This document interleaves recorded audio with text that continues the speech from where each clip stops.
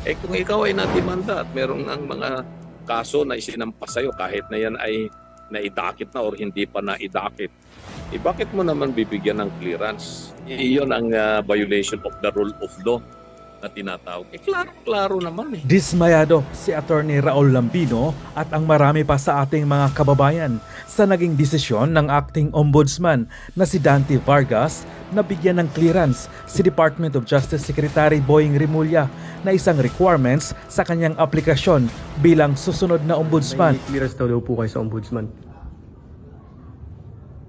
Bakit? May problema ba? Sir, is it confirmed? Confirming lang, sir. Confirmed. No, it's with the JPC already. So, ibig sabihin, sir, Clearance. ibinasura po yung MR ni Senator Marcos. Pero, basta may clearance na. Nasa JPC. Kahit pa may mga kasong isinampa laban sa kanya, kabilang na ang isinampa ni Mayor Basti Duterte patungkol sa partisipasyon ni Rimulya sa pagdakip kay dating Pangulong Rodrigo Duterte at ipinadala sa The Hague ng Netherlands. Nakikialam di umano ang Malacanang sa proseso at plano talaga nilang italaga si Rimulya sa ombudsman nang sa ganon ay kaliwat ka ng kaso ang kanilang isasampa laban kay Vice President Sara Duterte nang sa ganon ay hindi na ito makatakbo pa sa pagkapangulo sa 2028 elections. Yun ang violation of the rule of law na tinatawag. Klaro-klaro naman eh. Kahit na doon na lamang po sa provision mismo ng ating Article 11, Section 1, public office is a public trust. Nakalagay nga doon eh, all government officials and employees must serve with the highest degree of integrity, responsibility, honesty, and must act in good faith, etc., etc.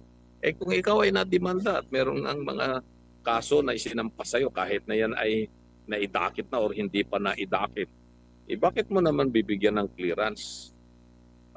Ano ba ang clearance? Ibig bang sabihin niya na hindi pa naisasampa yung kaso sa ombudsman?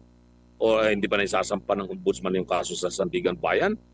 Pero meron ng reklamo na naisampa. Kung hindi man pa naidakit yan or under investigation pa rin yan, that is still a complaint.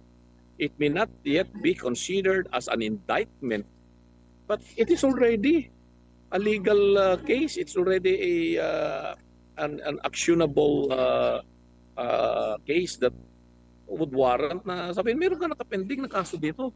Kaso na rin yun. Pero hindi ko alam kung ano yung tayo nga hinaharas-haras na rin tayo. Nabanggit nga na itong investigasyon na ito ng Senate Blue Ribbon Committee ay in aid of legislation at nababanggit nga natin itong usaping batas.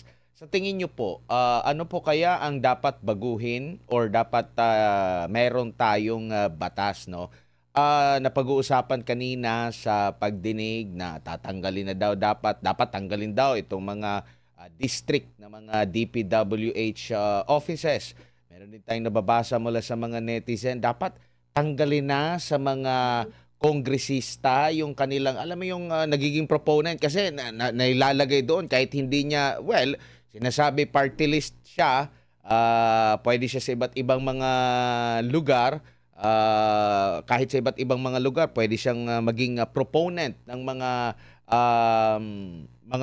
proyekto. Pero sa tingin po ninyo, para maagapan, mahirapan yung mga korap, kahit kung hindi man maging zero, mahirapan yung mga korap na makagawa ng kagaya ng ganitong kalakaran po, ano po ang nakikita nyo pong solusyon? Or meron na bang batas na nagsasabi na dapat wala na sakpang, kasi gumagawa lang ng batas ang mga kongresista, kaya nga tawag sa kanila mambabatas, congressman, at the same time itong mga senador. Bakit napupunta sa mga ganong klase ng mga pwede silang maging proponent ng isang mga proyekto? Naghahanap pa sila Meron pa bang bakante dyan? Meron pa bang pondo dyan? Pwede pa ba akong magkumuha dyan para maging proponent? Attorney? Iyan ang sinasabi ko, Edmar, na talagang mahina yung ating political structure and system of government. Depektibo talaga ito. Kaya kung sinasabi ko na noon pa napalitan natin ang saligang batas at gumawa tayo ng istruktura ng gobyerno na talagang may high accountability and high integrity and responsibility and promote honesty in governance. Yung tinatawag natin laging good governance. At dahil itong umiira ng sistema natin, ay pwede talagang abusuhin, lalong-lalo na ng mga mambabatas, yung congressmen at saka mga senador. Kasi hindi natin sila basta-basta mapapalitan eh. Kung umabuso sila sa kapangyarihan, meron silang 3 taon o hanggang 6 na taon hindi mo madidissolve itong Kongreso ng Pilipinas at pwede nilang abusuhin ang kanilang kapangyarihan na siyang nangyayari ngayon, na siyang ginagawa. Pero ito kasi, gobyerno natin, produkto ito ng mga oligarko. Itong mga elitista na mayayaman na matagal na silang naghari dito sa bansa natin, panahon pa ng Kastila, ganito yun ang sistema ng gobyerno natin. At pinapalit-palitan na lamang yung mga tao na nakaupo dyan o mauupo dyan. Doon dati, ang mga nakaupo dyan, mga Kastila talagang nagpahirap sa atin, tapos mga Amerikano, tapos naging mga Pilipino, pero ang impluensya pa rin ng mga Kastila at mga Amerikano na natutunan natin ng mahigit 400 taon, yun pa rin ang pinapanaig natin dito. At ito ang masakit, kawawa ang taong bayan, kawawa ang Pilipinas dahil hindi natin mapanagot ng totoo itong mga opisyal ng gobyerno.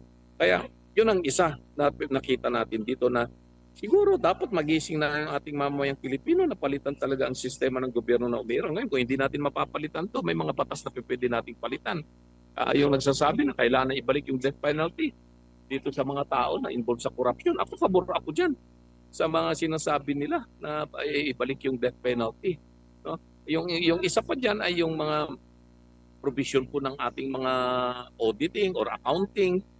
Marami pong depektibo itong ating mga government auditing and accounting procedures para maraman kung talagang totoo. Tapos yung mga procurement natin ng mga services and materials, etc. etc. Marami ring magbabagong mga batas. Pero tulad nga ng mabanggit ko, kahit nabaguhin mo itong mga batas, pero kung ang mag-i-implement naman ay hindi niya i-implement ng tama ito, yun ang problema. At yung mga inaasahan nating mag-i-implemento ng batas, hindi mo rin matatanggal kung hindi na gagawin ng tama o kaya i-weaponize nila itong mga batas na tulad ng ginagawa ngayon nitong kasalukuyang administrasyon sa mga kalaban nila sa politika. Ay yun ang masakit, yun ang mahirap. Opo. Kaya sabi ko nga, talagang maling-mali itong sistemang umiiral natin. So, hopefully, magkakaroon ng maliwanag na ilaw na makikita natin dito sa madilim na sitwasyon natin ngayon. At ako'y umaasa pa rin na may pag-asa ang Pilipinas na makalpas dito sa kadiliman na ito at marating itong maliwanag na lugar para sa ating mga kabataan na sila ang tunay na magtatamasa ng kaligayahan kung magkababago ang Pilipinas. Apo, attorney, huling topiko na lamang po dahil ito, naging sentro din ito ng usapan, lalo na sa social media. Itong pagkakabigay ng clearance nga dito kay Justice Secretary Boying Rimulya na maging para sa kanyang ombudsman bid, no? At ang nagbigay dito ng clearance ay itong si Acting Ombudsman Dante Vargas. Pero napag-uusapan kung pwede bang makakuha ng clearance mula sa Office of the Ombudsman kahit pa may docketed at pending criminal and administrative cases ang isang individual. Sa inyo pong legal opinion po, attorney, ano masasabi niyo? Well, yun nga ang mahirap sabi nga dito sa mga umiiral nating mga practices sa gobyerno, kung ayaw, maraming dahilan. Kung gusto, maraming paraan. Ay iyon ang violation of the rule of law na tinatawag. Klaro naman Kahit na doon na lamang po sa provision mismo ng ating Article 11, Section 1, public office is a public trust. Nakalagay nga doon all government officials and employees must serve with the highest degree of integrity, responsibility, honesty, and must act in good faith, etc. etc. Kung ikaw ay nademanda at meron ng mga kaso na isinampa sa'yo kahit na yan ay naidakit na or hindi pa naidakit, bakit mo naman bibigyan ng clearance? Ano ba ang clearance? Ibig bang sabihin niya na hindi pa naisasampa yung kaso sa ombudsman? O hindi pa naisasampa ng ombudsman yung kaso sa Sandigan Bayan? Pero meron ng reklamo na naisampa. Kung hindi man pa naidakit yan or under investigation pa rin yan, that is still a complaint. It may not yet be considered as an indictment, but it is already a legal case. It's already an actionable case that would warrant na sabihin, meron ka nakapending na kaso dito. Kaso na rin yun. Pero hindi ko alam kung ano yung tayo nga hinaharas-haras na rin tayo. Dahil nga dito sa ating paninindigan sa mga naglalabasang mga issue, 5 na yata yung kaso kong hinaharap pagkatapos ng eleksyon samut-sari na yung mga sinasampa sa atin na mga kaso dahil gusto rin tayong patahimikin. Pero sabi ko At handa tayong ipaglaban ang karapatan ng ating ordinaryong mamamayang Pilipino. Tulad ng sinasabi ng mga ibang mga kasama nating senior citizens na narating natin ito.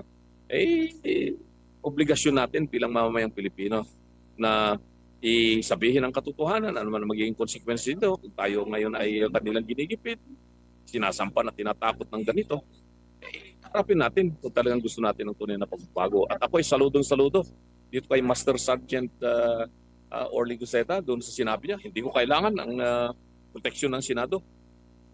Hindi ko kailangan magpaloob sa Witness Protection Program. Kaya kong pangalagaan ang seguridad ng pamilya ko at ako at marami akong mga katropa na susuporta rin sa akin. Ganon din ako. At yung mga sinasampa sa ating mga reklamo, haharapin ko rin lahat yan. At mananaig ang katotohanan dito. Alam naman natin kung sino-sino lang yung nagsasampa ng mga kaso sa atin. At ganon talaga. At ito yung ating dapat na harapin. At yung ating mga kababayan ay manalig pa rin tayo. Meron tayong Panginoong Diyos na nandiyan. Laging nakasubaybay sa atin at mananaig kung ano ang katotohanan.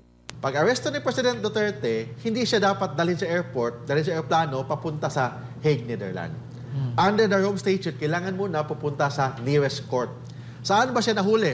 Doon sa Pasay City. Kailangan muna siyang ihatid doon sa RTC ng Pasay City to determine kung may basihan ba ang pag-aresto sa kanya. May basihan ba kung bakit siya dalhin doon sa ibang bansa.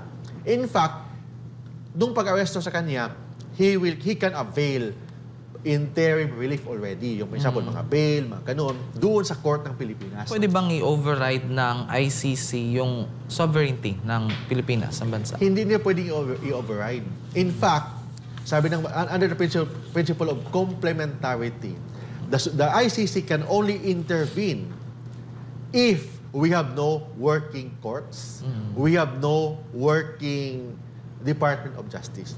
In fact, if basahin niyo po ang Rome Statute, kung arestuhin ka, for example, enforcement ng decision, ng enforcement of the warrant of arrest, pag arestuhin ng isang tao, hindi automatic dalhin papunta sa ibang bansa. Kailangan muna i-check. Kailangan mo nang ihatid siya to the nearest court. Like for example, to former President Digong Duterte, pag aresto ni President Duterte, hindi siya dapat dalhin sa airport, dalhin sa aeroplano, papunta sa Hague, Netherlands. Under the Rome Statute, kailangan muna pupunta sa nearest court. Saan ba siya nahuli? Doon sa Pasay City. Kailangan muna siyang ihatid doon sa RTC ng Pasay City to determine kung may basihan ba ang pag-aresto sa kanya. May basihan ba kung bakit siya dalhin doon sa ibang bansa. In fact, nung pag-aresto sa kanya, he can avail interim relief already. Yung may example, mga bail, mga ganun, doon sa court ng Pilipinas. Kasi, I repeat, under the principle of complementarity, the one who has primary jurisdiction is the domestic courts. RTC natin, CA natin, Supreme Court natin. Yun ang may primary jurisdiction. Hindi ang ICC. Ang ICC can only acquire jurisdiction pag wala tayong functioning court. Wala tayong functioning Department of Justice. In this case, mayroon naman. Dapat, pag-aresto ni President Duterte, hindi siya dalhin sa aeroplano, papunta sa Hague, Netherlands. Dapat ang gawin ng mga kapulisan through General Torre, ihatid siya to the nearest court. The nearest court, doon sa RTC, to the nearest court, meaning Pasay City, and i-determine doon kung may basihan ba ang pag-aresto. May basihan ba ang pag-aresto? Tama ba ang pag-aresto? May ano ba ang krimen, alleged krimen na ginagawa? Pwedeng i-question ng abogado ni President Duterte yon. Same time, pwede siya mag-avail ng bail. But in this case, hindi nangyari yon. Which means in violation yan ng Rome Statute. Kasi sabi ko nga, the ICC has no primary jurisdiction.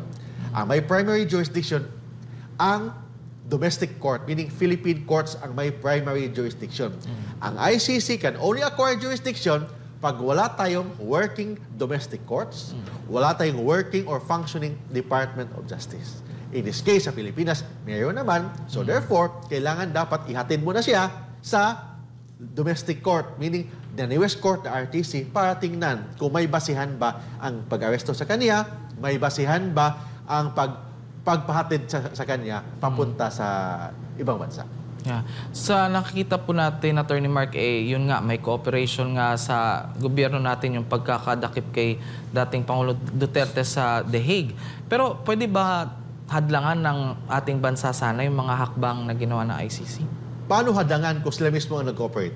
Yun lang yun, ha? Yun, oo. So, hindi natin siya hadangan. For example, the Philippine, punta ang abogado ni President Duterte sa Supreme Court. We'll go to the Supreme Court to question the arrest. Nag-file pa ng mga habeas corpus o ganon. Kung nasa Pilipinas pa, yes, walang problema. Kaya natin, kaya yan. But pag nasa ibang bansa na, the Philippine Supreme Court has no control to the ICC. Because the ICC is not part of the Philippine Supreme Court. The Supreme Court cannot question na, ay, illegal yung ginagawa ng ICC, hindi pwedeng gawin yan. Kasi the Philippine Supreme Court is separate from the ICC and the ICC is not under the Philippine Supreme Court. So, kahit na gawin ng Philippine Supreme Court na unconstitutional yung ginagawa ng ICC, is not enforceable. Bakit? Kasi ang ICC hindi naman sakop or under yung ICC is not under naman ng Supreme Court. Ito, katanungan ko, Attorney Mark, kasi nga po kanina na-discuss natin ang jurisdiction ng Supreme Court sa ICC since ang ICC is nasa labas na ating bansa, so walang jurisdiction ng Supreme Court. Pero meron bang ibang paraan para magawa ng, well, kahit na nandun na si dating Pangulong Duterte, may iba pang bang paraan para magkaroon ng jurisdiction ng ICC? Ang Philippine Supreme Court, walang control or jurisdiction laban sa ICC. Because the ICC is under yan ng Rome Statute. Hindi naman yan under ng Supreme Court. But the Supreme Court can still decide with respect to the Philippine implication sa ICC. What do you mean by Philippine implication? For example, yung ating presidente, i-withdraw niya ang membership ng ICC. Or mag-apply si President Bongbong Marcos, mag-apply siya ulit na maging member ng ICC. So kailangan niya ng ratification ng Senado. So sabihin ng Supreme Court, yung pag-apply ni Marcos sa ICC is unconstitutional. On the ground na wala pa namang ratification ng Philippine Senate. So yun yan. So hanggang doon lang ang power ng Supreme Court natin. The Supreme Court of the Philippines still has jurisdiction with respect to the ICC, but only with respect to the Philippine implication. But to order, to direct the ICC, release our president, they cannot do that. Because the Philippine Supreme Court has no control or power over or sa laban sa tinatawag na ICC. So, ibig sabihin, hindi pwedeng diktahan ng Philippine Supreme Court ang ICC. ICC, ibalik niyo na si President Duterte sa Pilipinas because yung paggawa nila illegal. Hindi pwedeng gawin nila yun. Kasi, I repeat, the Philippine Supreme Court, hindi nila sakop or control ang ICC. But pwede ang Supreme Court, sabihin nila na yung ginagawa ni Torre, ginagawa ng mga pulis dyan, yung pag-aresto, unconstitutional, illegal yan. Pwede nila gawin yan. Kasi it has Philippine implication. So hanggang yung pag-aresto, yung paghatid ni President Duterte from Philippines, from airport, papunta sa aeroplano, na hindi dinala sa local courts, illegal. Pwede gawin ni Supreme Court yan. Kasi that it has Philippine implication. But to say that ICC or to order the ICC, Mr. ICC, return our former president to the Philippines, hindi nila kayang gawin yan. Kasi hindi naman sakop ng Supreme Court ang ICC. I repeat, the Supreme Court, ang kaya nilang gawin, yung may Philippine implication lang. For example, unconstitutional yung ginagawa ni President Marcos kasi wala pang ratification ng Philippine Senate. Pwede yan. Yung sabihin ni Supreme Court na yung ginagawa ni General Torre at saka yung grupo ng mga kapulisan, illegal yun, unconstitutional yun. It violates the constitutional right ni President Duterte kasi first, yung presumption of innocence, hindi na-comply. Yung due process, hindi na-comply. Dapat, under the Rome Statute, dalhin muna sa Philippine courts. And the Philippine courts to determine, the nearest Philippine court should determine whether or not may basihan ang pag-aresto, whether or not yung pagpapahatid sa Netherlands is tama ba yan? Yun, nakalagay sa Rome Statute, pwedeng gawin yan ng Philippine Supreme Court kasi it has Philippine implication. Philippine implication. Hanggang doon lang ang may jurisdiction ang Supreme Court. Pero sino-sino ang pwedeng i-prosecute ng ICC? Well, si FPRRD is a former government official, pwede rin bang i-prosecute ng ICC yung mga private individual? Okay. Ang i-prosecute ng ICC, I repeat, only individuals. Okay. Walang jurisdiction ng ICC against a country. For example, idemanda ang Pilipinas ng China sa ICC, walang ganun. Kasi sa ICC, ang may jurisdiction lang sila with respect to individuals. Meaning tao. Tao lang ang pwede nilang sampahan ng kaso sa ICC. And second, hindi lang tao. Kailangan involved in serious crime, and hindi lang serious crime, kailangan it has international relevance, international concern. And lastly, kailangan may tinatawag na walang working courts or working DOJ ang bansa na yan. So sino-sino ang mga pwedeng i-prosecute ng ICC? Top officials. The President, the Prime Minister, the Speaker, the Senate President, mga ganon. Mga former generals, former police, mga top-ranking officials ng mga kapulisan, top-ranking officials sa military, top-ranking officials sa government, yes, pwede yan, including private individuals na nakipagkunsabahan sa mga top officials. So, pwede yan. For example, isang presidente, tapos ang presidente na yan may kakunsabahan na private individual and they commit acts of violence na systematic, widespread. Yan. Pwede kahit private individual or civilian, pwede pa rin maging parte or maging respondent sa ICC. Like for example, in this case, nung panahon ni President Duterte, posibleng maging respondent si former general, former chief PNP, si De La Rosa, pwede ganun. Kasi bakit? Sabi ng batas, pwede ang mga top-ranking officials, top police officials, top military, including private individuals na nakipagkunsabahan. But I'm not talking that they are guilty. I'm talking here na about the jurisdiction